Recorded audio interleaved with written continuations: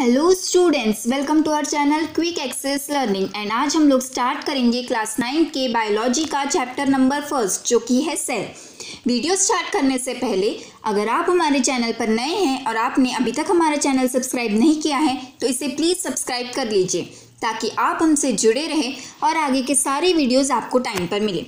सबसे पहले मैं आपको बता दूं कि नोट्स और एनसीईआरटी के क्वेश्चंस का आप बिल्कुल टेंशन मत लीजिए, क्योंकि एक्सप्लेनेशन के साथ साथ हम आपको हैंड रिटन नोट्स और एनसीईआरटी के क्वेश्चंस भी प्रोवाइड करवाएंगे, जिसके लिए हम एक सेपरेट वीडियो बनाएंगे। तो हम स्टार्ट करते हैं आज का वीडियो। आज के वीडियो में हम देखेंगे व्हाट इज सेल, सेल क्या है, discovery of cell, cell theory, unicellular and multicellular organism, plasma membrane and last diffusion and osmosis. तो हम स्टार्ट करते हैं आज का हमारा वीडियो। सबसे पहले हम देखेंगे cell. What is cell? So the structural and functional unit of life is called cell. हमारी लाइफ की स्ट्रक्चरल और फंक्शनल यूनिट को हम सेल कहते हैं, ठीक है। पर अगर कोई आपसे पूछे कि हम सेल को स्ट्रक्चरल और फंक्शनल यूनिट क्यों कहते हैं, तो इसका आंसर होगा कि हम सेल को स्ट्रक्चरल यूनिट इसलिए कहते हैं क्योंकि सेल जो है वो हमारे बॉडी के डिफरेंट पार्ट्स को स्ट्रक्चर प्रोवाइड करता है। एंड हम सेल को फंक्शनल यूनिट इसलिए कहते हैं क्योंकि सेल हमारे बॉडी के डिफरेंट फंक्शंस को परफॉर्म करता है। इसी के कारण सेल को स्ट्रक्चरल और फंक्शनल यूनिट कहते हैं।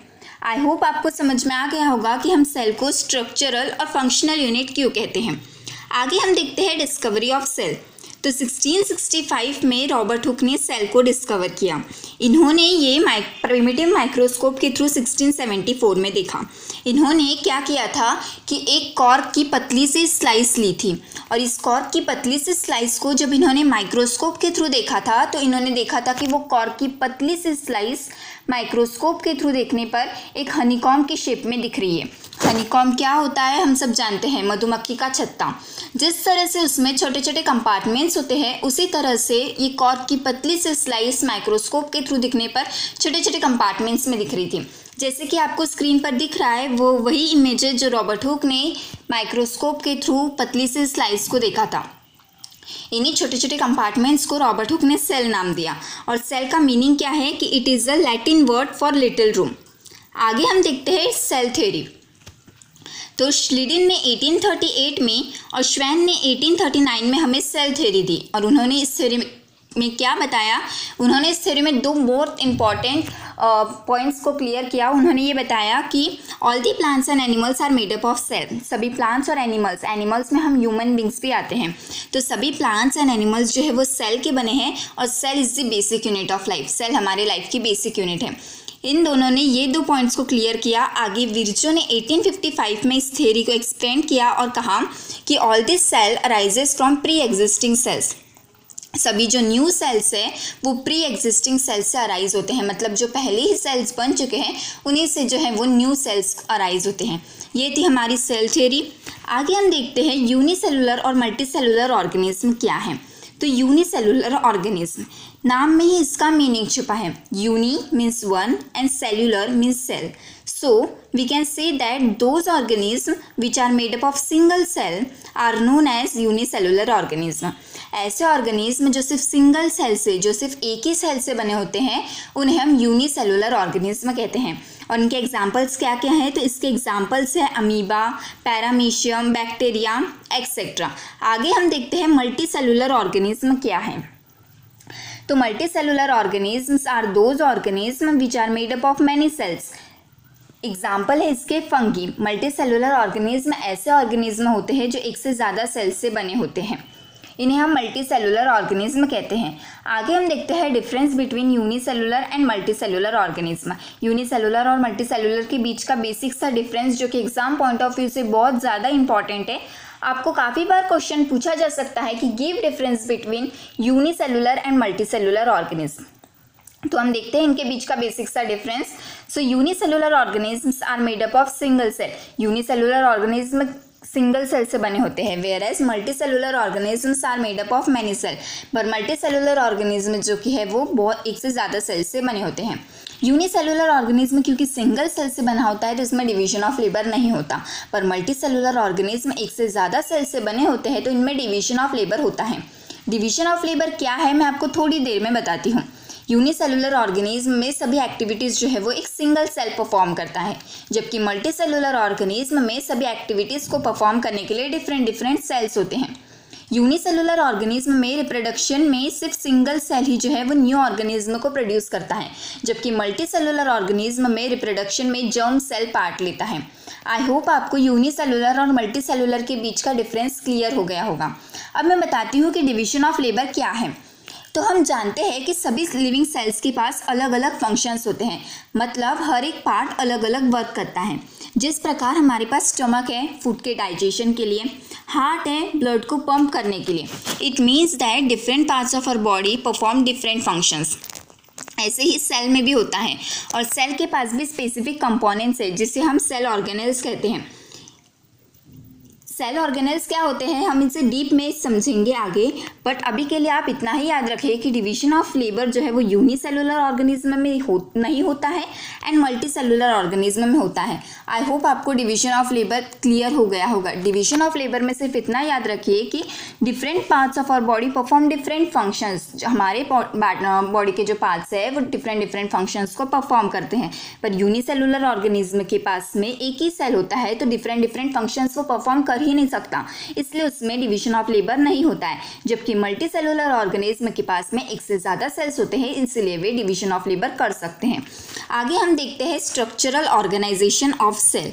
सेल किस किस से बना है? तो सेल जो है वो मेनली तीन पार्ट से बना होता है, plasma membrane, nucleus and cytoplasm. आप फिगर में देखिए प्लाज्मा मेम्ब्रेन को, तो हम देख रहे हैं कि प्लाज्मा मेम्ब्रेन जो है वो एक आउटर मोस्ट कवरिंग है। प्लाज्मा मेम्ब्रेन एक आउटर मोस्ट कवरिंग होती है जो कि सेल से बाकी सेल के अदर कंटेंट्स को एक्सटर्नल इन्वायरमेंट से दूर रखने में हेल्प करता है। Plasma membrane allows movement of selected material in and out, therefore it is called selectively permeable membrane. आपको क्वेश्चन पूछा जा सकता है कि प्लाज्मा मेम्ब्रेन को हम सिलेक्टिवली परमेबल मेम्ब्रेन क्यों कहते हैं? तो इसका आंसर होगा कि प्लाज्मा मेम्ब्रेन जो है वो सिर्फ सिलेक्टेड पार्टिकल्स का ही मूवमेंट करवाता है सेल में, इसीलिए हम प्लाज्मा मेम्ब्रेन को सिलेक्टिवली परमेबल मेम्ब्रेन कहते हैं। अब आप सोच रहे होंगे कि आखिर सेल में मूवमेंट होता कैसे है? तो इसका आंसर है कि सेल में जो मूवमेंट है वो डिफ्यूजन के थ्रू होता है। तो डिफ्यूजन क्या है? तो डिफ्यूजन एक ऐसी प्रोसेस है जो कि किसी भी सब्सटेंस का हाई कंसंट्रेशन वाले एरिया से लो कंसंट्रेशन वाले एरिया में मूवमेंट करवाता है। हम इसे एक एग्जांपल के थ्रू समझते हैं कि जैसे कि हम जानते हैं कि कार्बन डाइऑक्साइड एक वेस्ट है और ये हमारी बॉडी से इनसे एक्सक्रीट होना होता है। उसी तरह सेल के लिए भी कार्बन डाइऑक्साइड एक वेस्ट है और इसे हम कैसे एक्सक्रीट कराते हैं सेल से? तो देखिए, कार्बन डाइऑक्साइड का जो कंसंट्रेशन होता है वो सेल के अंदर है ज़्यादा होता है, जबकि सेल के बाहर का कंसंट्रेशन जो है वो CO2 का कम होता है। ड्यू टू दिस डिफरेंस, इसी डिफरेंस के कारण CO2 जो है वो हाई कंसंट्रेशन वाले एरिया से लो कंसंट्रेशन वाले एरिया में जाता है। हाई कंसंट्रेशन मतलब सेल के अंदर से, लो कंसंट्रेशन मतलब सेल के बाहर। इसका मतलब है CO2 जो है वो सेल के अंदर से सेल के बाहर जा चुका है, और वो कौन सी प्रोसेस है? तो वो प्रोसेस का नाम है डिफ्यूजन। इसी तरह ऑक्सीजन भी जो है वो हमारे बॉडी में डिफ्यूजन के थ्रू आता है। अब diffusion plays an important role in gaseous exchange between cell and external environment. Diffusion जो है वो गैशियस एक्सचेंज में बहुत ज़्यादा इंपॉर्टेंट रोल प्ले करता है। जो गैशियस एक्सचेंज होते हैं सेल और एक्सटर्नल इन्वायरमेंट में, उसमें डिफ्यूजन बहुत एक इंपॉर्टेंट रोल प्ले करता है। अब ये तो हो गई गैसेस की बातें, बट वाटर मॉलिक्यूल्स जो है वो ऑल्सो वो भी सिलेक्टिवली परमेबल मेम्ब्रेन से मूव करते हैं, एंड इस प्रोसेस को हम ऑस्मोसिस कहते हैं। हम कह सकते हैं कि ऑस्मोसिस एक ऐसी प्रोसेस है जिससे वाटर मॉलिक्यूल्स जो है वो हाई कंसंट्रेशन वाले एरिया से लो कंसंट्रेशन वाले एरिया में जाते हैं। इसका हम एग्जांपल ले लेते हैं, तो हमने देखा है कि प्लांट्स जो है वो वाटर को सोक कर लेते हैं। तो प्लांट्स जो है वो वाटर को किस तरह सोक करते हैं? तो इसी प्रोसेस को हम ऑस्मोसिस कहते हैं। ऑस्मोसिस के कारण ही प्लांट्स जो है वो वाटर को सोक कर लेते हैं। आगे हम देखते हैं सॉल्यूशंस। तो सॉल्यूशन हमारे पास बेसिकली 3 टाइप के होते हैं, hypotonic solution, isotonic solution and hypertonic solution. तो हाइपोटोनिक सॉल्यूशंस क्या होते हैं? एक इमेजिन कीजिए कि अगर हमारे पास कोई कंटेनर है जिसमें पानी रखा है एंड उसमें हमने किसी भी सेल को डाला, तो बाहर का जो कंसंट्रेशन होगा वाटर का वो ज़्यादा होगा एज़ कम्पेयर टू सेल के अंदर का कंसंट्रेशन। सेल के अंदर वाटर का कंसंट्रेशन कम है एंड सेल के बाहर के मीडियम में वाटर का कंसंट्रेशन ज़्यादा है। तो सेल क्या करेगा कि वाटर को गेन करेगा। सेल जितना चाहे उतना वाटर को गेन करेगा। इसके कारण क्या हो जाएगा कि सेल जो है वो फूल जाएगा। डेफिनेशन पढ़ते हैं, if the medium surrounding this cell has higher water concentration then this cell will give water by osmosis, such solution is called hypotonic solution. अगर मीडियम के सराउंडिंग में ज़्यादा पानी है एज़ कम्पेयर टू सेल के अंदर, तो सेल जो है वो वाटर को गेन करेगा और इसी सॉल्यूशंस को हम हाइपोटोनिक सॉल्यूशन कहते हैं। इस केस में सेल जो है वो स्वेल हो जाएगा, फूल जाएगा। आगे हम देखते हैं आइसोटोनिक सॉल्यूशंस। तो आइसोटोनिक सॉल्यूशंस ऐसे सॉल्यूशंस होते हैं जिसमें सेल के अंदर का कंसंट्रेशन एंड बाहर का कंसंट्रेशन सेम होता है, जिसके कारण सेल पर कोई भी असर नहीं पड़ता। If medium is surrounding this cell is exactly same water concentration as cell, there will be no net movement of water across plasma membrane. Such a solution is known as isotonic solution. अगर medium का भी concentration और cell का भी concentration same होने के कारण cell पर कोई भी असर नहीं पड़ता और सेल जैसा है वैसा ही रहता है। आगे हम देखते हैं हाइपरटोनिक सॉल्यूशंस क्या होते हैं। तो if medium has lower concentration of water than cell, such solution is called hypertonic solution. Hypotonic solutions के ही उल्टे हाइपरटोनिक सॉल्यूशंस होते हैं। हाइपोटोनिक सॉल्यूशंस में हमने देखा था कि मीडियम का कंसंट्रेशन जो है वो ज़्यादा था, जबकि हाइपरटोनिक सॉल्यूशंस में मीडियम का जो कंसंट्रेशन है वो कम होता है as compared to cell. Cell के अंदर का कंसंट्रेशन ज़्यादा होता है। इसके कारण सेल क्या करेगा कि सेल जो है वो वाटर को लूज़ करेगा। उसके कारण सेल क्या हो जाएगा कि सेल श्रिंक हो जाएगा, सिकुड़ जाएगा, क्योंकि वो अपना वाटर दे रहा है, इसीलिए सेल जो है वो श्रिंक हो जाएगा। आई होप आपको hypotonic, isotonic and hypertonic solution समझ में आ गए होंगे, पर मैं एक बार फिर से रिपीट करना चाहूँगी कि हाइपोटोनिक सॉल्यूशन में सेल जो है वो स्वेलअप हो जाता है, फूल जाता है, क्योंकि उसके बाहर का कंसंट्रेशन क्या होता है, ज़्यादा होता है एज़ कम्पेयर टू सेल के अंदर का कंसंट्रेशन, इसलिए वो सेल को गेन कर लेता है और फूल जाता है। आइसोटोनिक सॉल्यूशंस में ऐसा कुछ भी नहीं होता है। आइसोटोनिक सॉल्यूशंस में सेल के अंदर का concentration as well as cell के बाहर का कंसंट्रेशन सेम होने के कारण सेल पर कोई भी असर नहीं होता। एंड हाइपरटोनिक सॉल्यूशंस में बाहर का जो कंसंट्रेशन है वो कम होता है एज कम्पेयर टू सेल के अंदर का कंसंट्रेशन। तो सेल जो है वो वाटर को लूज करता है, जिसके कारण सेल जो है वो श्रिंक हो जाता है, सिकुड़ जाता है। आज के वीडियो में सिर्फ हम इतने ही टॉपिक्स कवर करेंगे। आगे के सभी टॉपिक्स के लिए आप हमारा चैनल सब्सक्राइब करना ना भूलें। आई होप आपको ये सभी बातें मेरी अच्छे से क्लियर हो गई होगी। Thank you.